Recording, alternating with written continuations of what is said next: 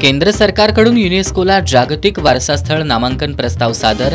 पन्हाळगडासह राज्यातील 11 गड किल्ल्यांचा प्रस्तावात समावेश.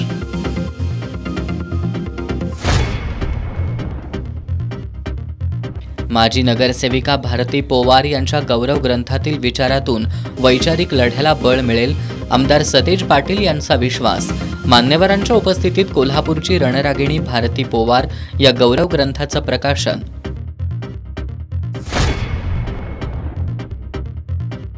मागण्या मान्य होत नाहीत तोपर्यंत आंदोलन सुरूच ठेवणार, चांदोली अभयारण्यग्रस्तांचा निर्धार.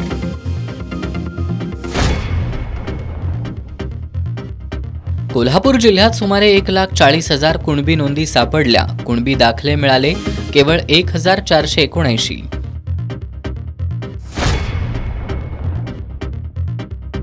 आणि जयसिंगपूरमधील 7 दुकानं आगीच्या भक्ष्यस्थानी. सुमारे 70 लाख रुपयांचं नुकसान.